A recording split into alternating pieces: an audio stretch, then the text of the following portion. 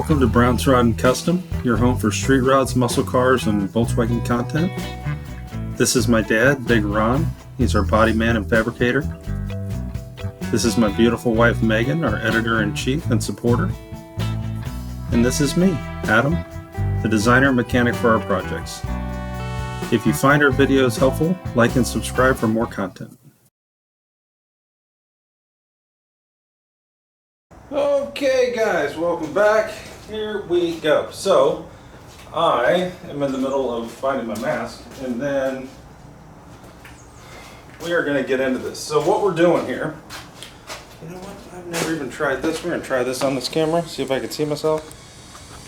See if it spins all the way around. Oh my god, it does. I love this camera. Alright, thank you, Bill. Here we go.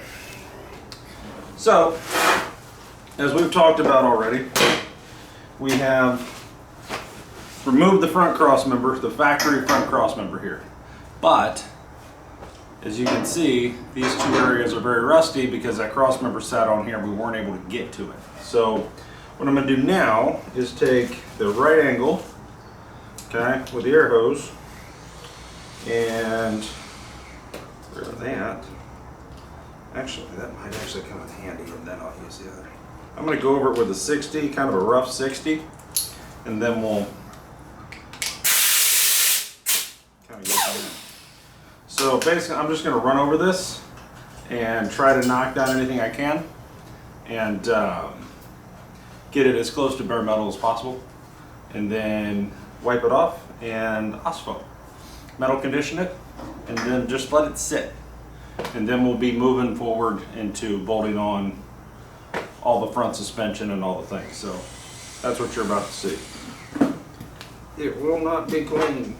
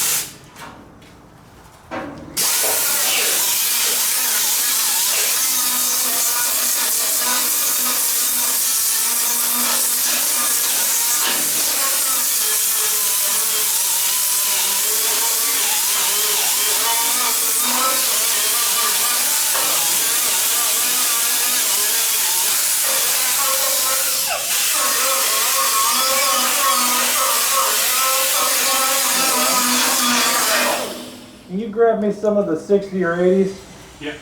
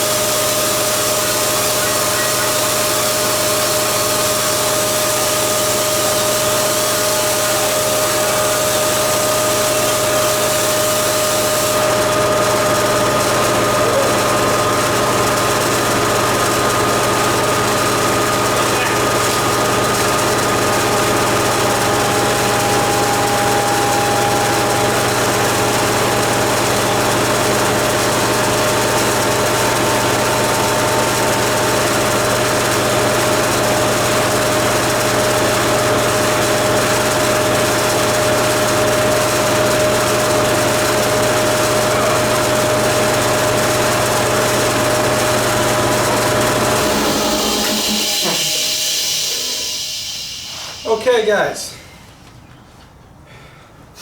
got it down to bare metal, looking pretty good. Now I'm going to wipe it off with acetone, and then I'm going to OSPO it. So give me a second to get all that set up and I'll bring you back. Alright guys, so next up, very important step. We've got it down to bare metal. The next step of this is to take either lacquer thinner, acetone, wax and grease remover, whatever you have, and wipe down the area and get all the dirt and dust and all the crap off of it, right? So that's what we're going to be doing right now. The acetone is a little bit of a challenge because it dries so fast. Like it literally dries as fast as you spray it. So you kind of got to saturate it and work it quick. But you're just trying to get that base dust and crap off of there, you know?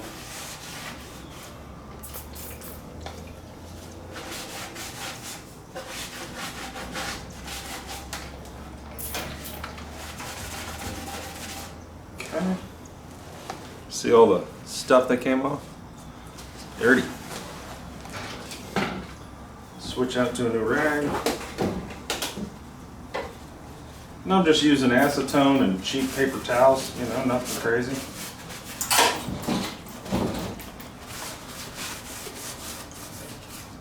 Look at that one wipe. So, gives you an idea what you're up against. You're just trying to clean it up. Just a happy little frame, kind of like Bob Ross, happy little trees, you know. Just a happy little frame. Get her to where she's ready to go. And that's pretty much that step. Now the next step, you're going to see me suit up a little bit, and because that OSPO is actually like acid, acid. So I'll be right back in a second. I'm going to suit up for that, and then we'll go through that whole process. I know it's a little hard to see.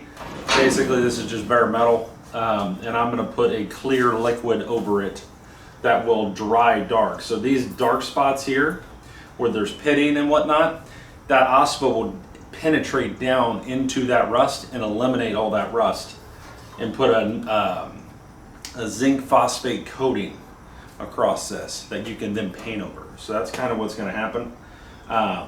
Not so much worried about up here and all this good bare metal like this stuff. That I'm not worried about. That's not what this is for. This is for the rusty, nasty frame that's got pitting that you want to make sure this doesn't come back. And now we've tried other products. We've tried Eastwood's Fast Etch. We've tried vinegar and water. They work. Eastwood Fast Etch, I'm not as big a fan of. I really prefer the OSPO at this point. And it's like 40 bucks, I think, for a gallon of it. So it's not too bad. And it's already, you don't mix it. It is pre-mixed. You just dump it in a spray bottle. But, guys, I can't stress this enough. It's acid, face mask, rubber gloves, not these, actual rubber like you're gonna deep clean a kitchen kind of rubber gloves. You know, protect yourself. Wear a mask. It's nasty. It stinks. But all you're gonna do is spray it on, and then take a little 2-inch chip brush and brush the excess off. That's all you're doing. Walk away, let it dry. And typically you wanna let it sit for 24 hours is recommended, or more. And then you can paint over it. So, be right back. Get this all set up. Okay guys, I'm back. I've got you kind of zoomed in right here so you can actually see this. Hopefully it's clear. What's going to happen next is a little bit of a nasty process. We're going to use a 2-inch chip brush, OSPO in a spray bottle, paper towels. Okay.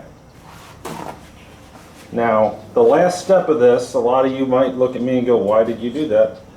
And it'll make sense in a second. So all you're trying to do is just get this on here.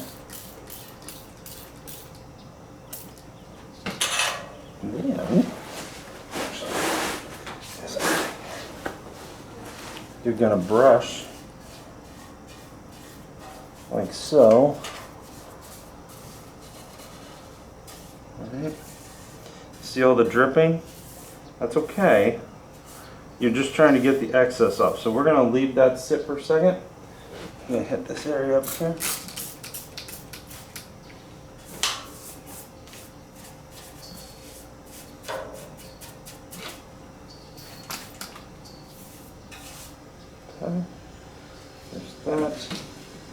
stuff stinks. Can't stress that enough. I'm going to go ahead and do, and what you're trying to do is just keep it from puddling, right? And that's kind of the big deal. It's eating into that metal. I'm watching it. You can see it bubbling, which is kind of wild. But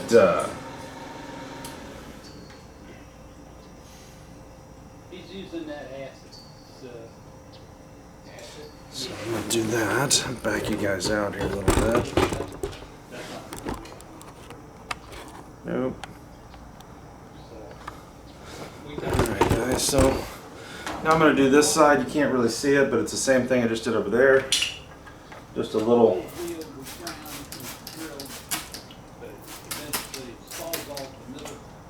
I got that all on there. Now the last step of this is important. He's doing that, and then we're going to start carrying all the parts and lock it up. If we just want to get this, because we leave it on, we'll say that little section there, we'll inspect this and all. Keep ground down. All right, so what I'm going to do now, I'm going to let this sit for a couple minutes. And the last step of this is going to be, and this, they don't tell you to do this, but this is something we found that works out really well, is to take paper towel and just lightly go over it, okay? Let it sit and eat for a minute, okay, for a few minutes. I'd say 3 to 5 minutes. And then you want to kind of wipe off the excess, right? That's going to keep you from having big lumps in weird areas where this dries thick and it's going to dry like glue, right? So you don't want to have big globs of shit all over your frame, right? So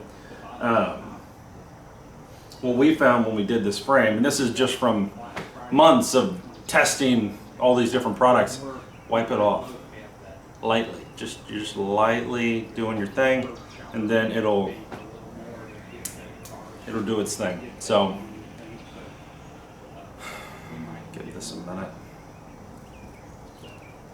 Really excited because the next step of this is to bolt on all the suspension, which is really what I'm looking forward to doing. But this was first. So there's always something to do before the sexy fun part, isn't there? You know, it's always got to be something. But we're getting there. Osfo's going down. And then what will happen here is we'll mock up our suspension. If everything fits right and everything, we'll get our videos and stuff. And then tomorrow I'll unbolt all of it, rebox it up, put it back away, and then we will get into prepping this for primer, this whole area for epoxy primer, white. So that way the front cross member, everything is where it needs to be. I know I'll probably grind some of it off to do the engine mounts and tranny mounts, and there'll be some touch-ups later. That's fine. There'll also be some work to do on the back at the end, but for now, with as much moisture as we have in the air, it's not a bad idea.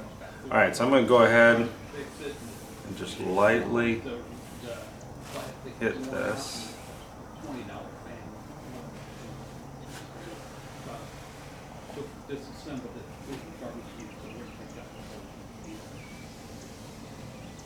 And don't get it wrong, I'm not removing all the Osfo. I'm just removing the excess so that you don't have weird areas as you go here, because you will. You absolutely will.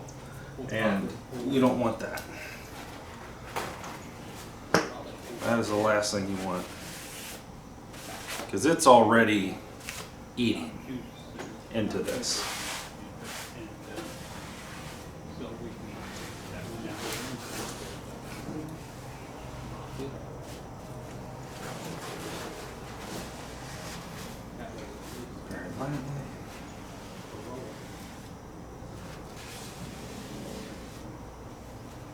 You can see where it's eating. I think we'll probably put the head back on it, but it doesn't take very long. Make sure that engine. Make sure we don't have any residual just sitting around. And that's it. We're Osfo'd. So now we just let this sit and cook for the next, you know, however many and hours, and then get into doing the thing here. So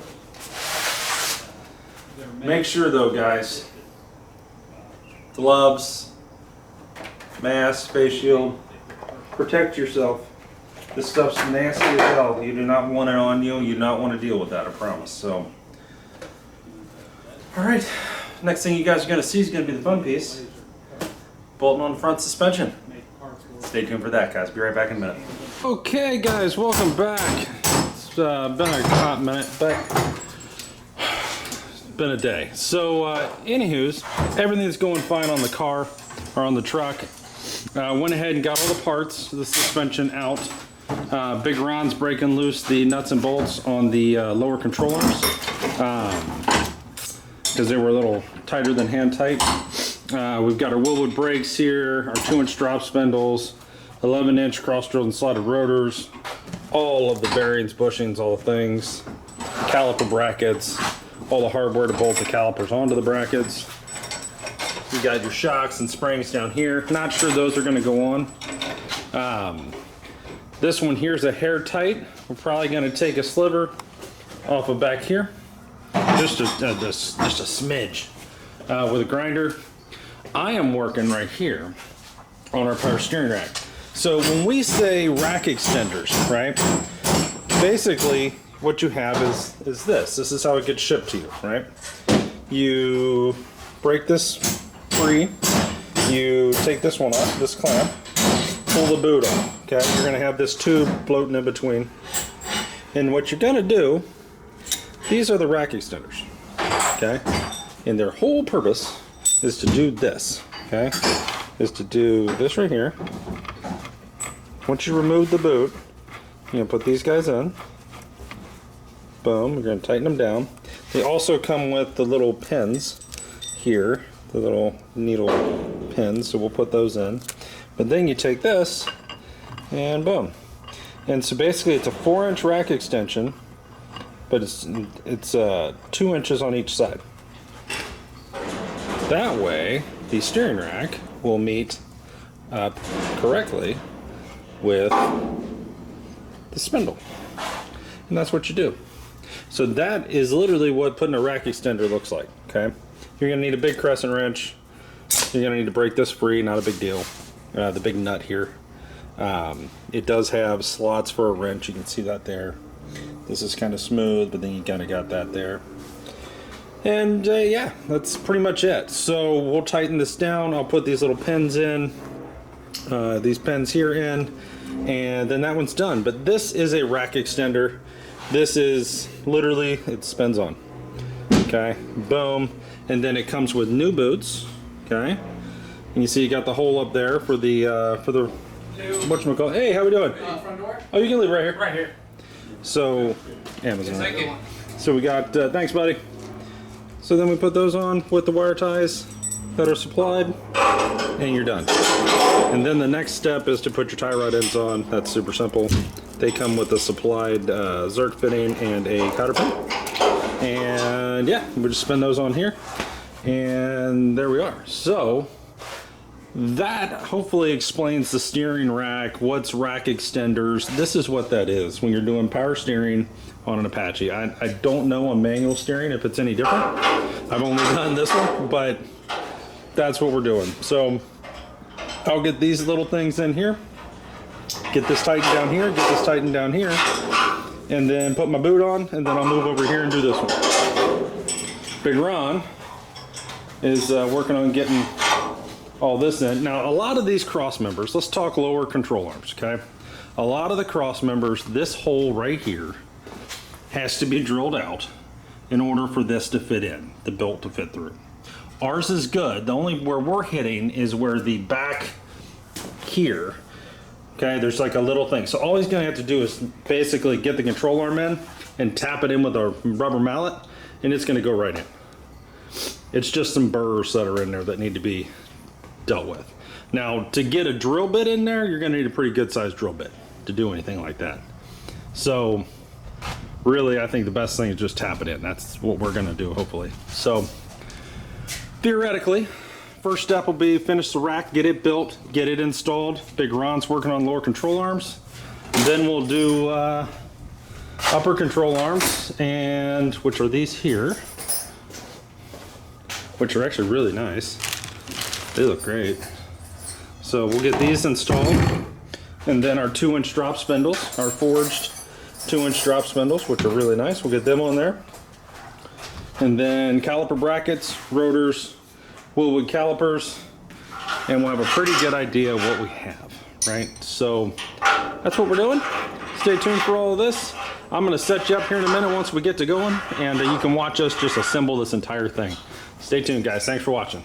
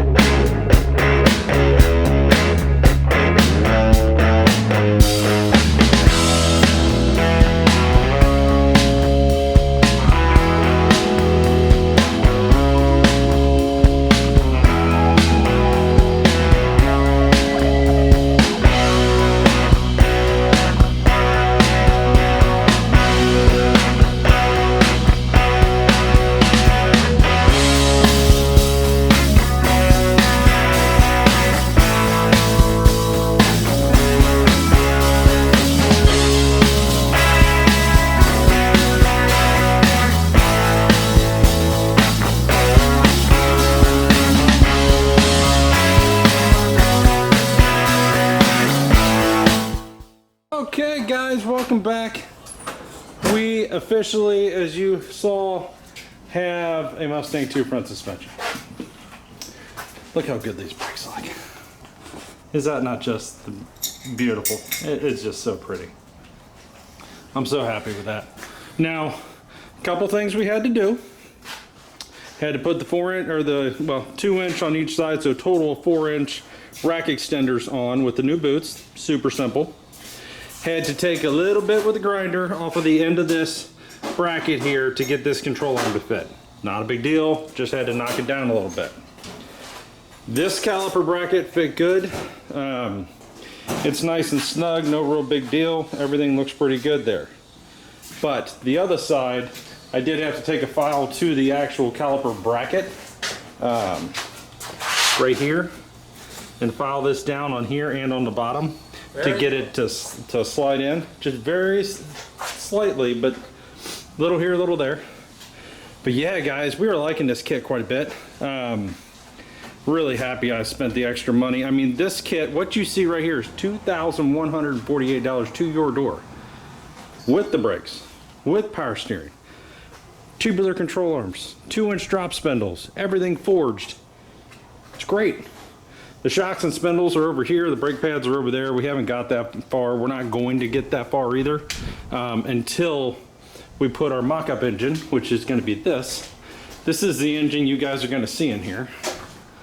Right here. This is our, we actually got this when we bought the front fenders and hood for my dad's 40 Ford. Guy had this. It's got a crack block. It's a 305 tune port. What do you call it? LT1 or so, whatever the hell it is. But super cool looking engine. So this is a fully dressed engine, crank, rods, pistons, everything's in it, heads. So there's weight. So that's going to be good for us because we honestly can't put the springs in, and well, we probably could, but it would be a nightmare to do without weight in the truck. So we need the engine and transmission sitting in here, bolted down where it's going, and then mess with that because it's going to be a nightmare. And so we'll probably have coil spring compressors on it, trying to bring that spring in a little bit maybe, and so on and so forth. But we should be able to get it. Shouldn't have to cut the springs or anything like that. So We had to take 2 coils off of that. yeah, we did have to cut 2 coils off of this one, so we might end up doing that too. And it really doesn't matter, whatever works. So We'll show you how to do that if we do it. yeah, figure on Sam, we'll show you how to do that if we end up doing it. There's a way, There is a way to do it. So yeah, the right way. look at that, guys. The 58 Chevy Apache has an independent front suspension and Willwood 2-piston brakes, power steering. I can't even believe it. Now the one thing we do have is the front rotors are, I bought Chevy pattern. The rear at the moment, the rear axles are obviously Ford. It's a 9-inch Ford end. So they're, you know, we've got Chevy and Ford going on at the moment. So we'll have the axles drilled out on the rear for Chevy and with some new studs, which isn't a big deal. And yeah. So guys, anywho's, we're gonna wrap this one up here, I think. And I think I'm gonna go live here on YouTube and talk to you guys and discuss our kit and what we did and all the things. And yeah, hope you guys are enjoying this content. We're having a lot of fun, and finally getting, this is a long time coming, you know. And for me, and I know this sounds silly, I've wanted brake calipers like this forever. So I just never could afford it, you know. You could afford what came with the kit, and that was about it, because there was just, you got to buy every other piece of the car, you know. So I can tell you right now, I don't think I'll build another car, I don't care what it is, that won't have these on it. I think I'll spend the money. They just bring me a lot of joy, and I love the look of them, so it's worth the money. So, and hopefully they work. I mean, I've never driven a car where would break, so I would assume they would work good. We'll see. But anyway, guys, thanks for watching. If you're watching this, please like and subscribe. Please keep Jamaica in your prayers. They're getting slammed right now with Hurricane Melissa. That thing is a monster. We're keeping an eye on that. We don't have any family down there or anything, but we watch the weather around here, especially being in Florida, and keep an eye on these big storms. And this one is, you know, particularly bad. And we've been to Jamaica on a cruise, and a lot of Jamaica is not built to hold up to anything like what's hitting them right now. So there's going to be a ton of devastation. So guys, just, you know, keep them in your prayers. That's about all we can do. And if you're watching this from Jamaica and down there in the islands, keep your heads down, guys. We're with you. And, you know, hope everything works out for you. Also, guys, something on a totally different note that I just want to touch on. There is a scam going on, okay, where you get a call from these two gentlemen that act like they're detectives from your county, and what they do is they tell you that you missed a jury summons. We had this happen today, and it really threw us for a loop.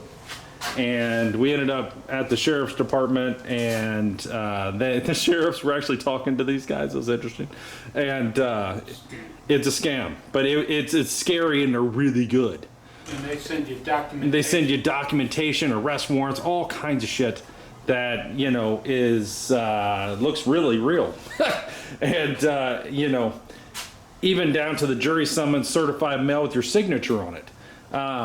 And it's not going to be exactly your signature, but that's going to be where it opens the door for them to start questioning you on, is there somebody else in the house that could have, you know, you really believe you're talking to a detective at first. But there comes a point in this conversation where they go, okay, we need you to come down to, they give you the address of the sheriff's department, and then you jump in the car. They won't let you off the phone. You get in the car. Well, we got in the car. And we were heading down there, and this was all actually for Ron. They were trying to get Ron. They even tell you about, you know, afterwards, and hindsight's 2020, there was a lot of red flags we didn't really pick up on at first. We were so It happened so fast. It happened really quick and out of the blue, and we weren't ready for it. But anywho,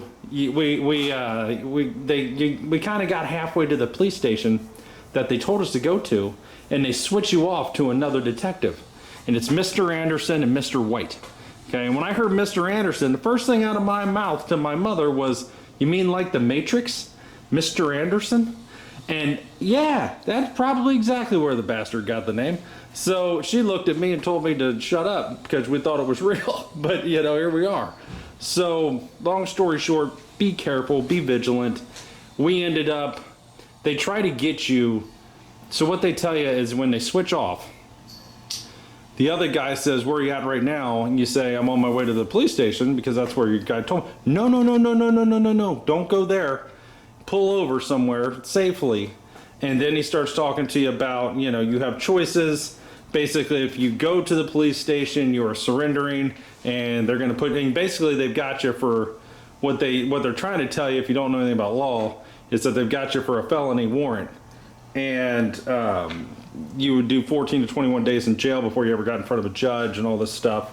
And you're really not thinking much about that at the time when they're saying it, because they're talking about the $12,000 bond that has to be paid in cash at whatever place. And really they were trying to send us to a kiosk, and this is where it really flagged for me. And there's a lot of things that should have flagged, but this really flagged me here. And I told him, I said, I was on the phone, he wouldn't let us off the phone. And I said, I'm going to put you on mute for a second. And he goes, no, this is being recorded, and you got to leave it on, and so on and so forth. So I wrote in a note on my phone to my dad, I think this is a scam. And so I started driving, and they thought I was driving to the bank to get the money to go to a kiosk. And I just kept playing the game. And then I drove straight to the police station. I left Ron in the car with them. They thought I was running into the bank, so they were cool. I ran in and I saw a sheriff deputy. I said, hey, something's going on, and I need you to tell me if it's real or not.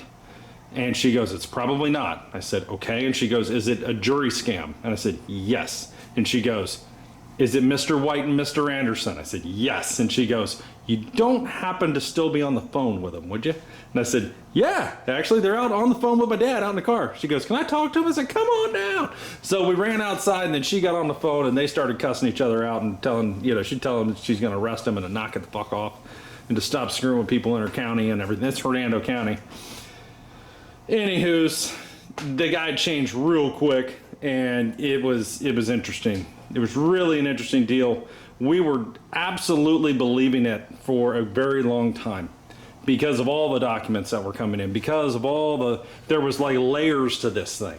So if somebody calls you and tells you you missed a ticket, or my neighbor got hit with a ticket and with the jury thing last week, we didn't know that.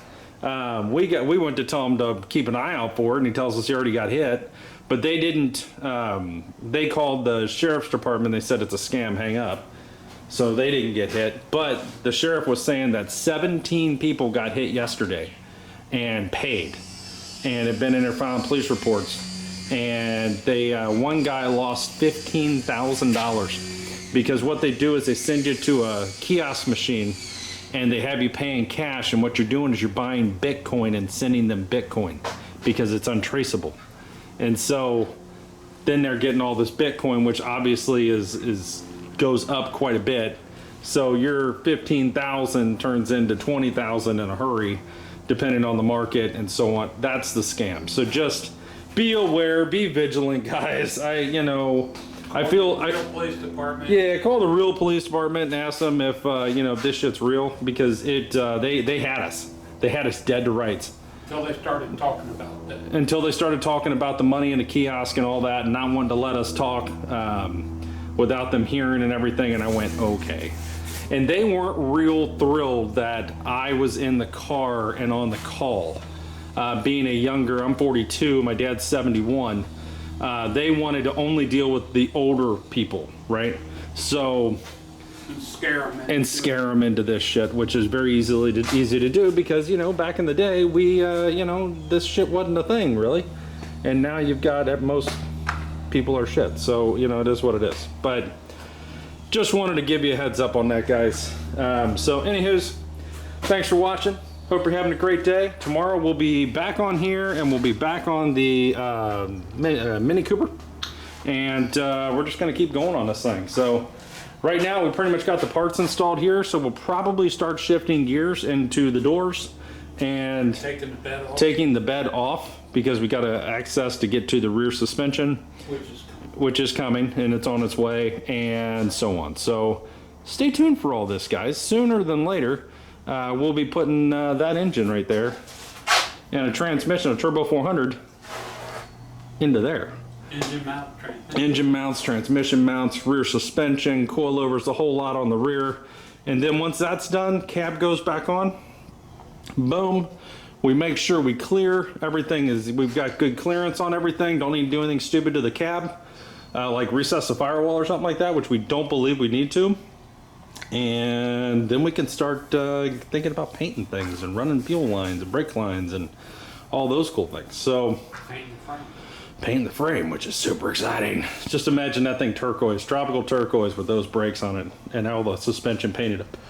Gonna look amazing. So excited. Anyways, guys, hope you have a great night. Thanks for watching. If you're watching this, please like and subscribe, and we will be back in the morning for more 1958 Chevy Apache pickup truck build.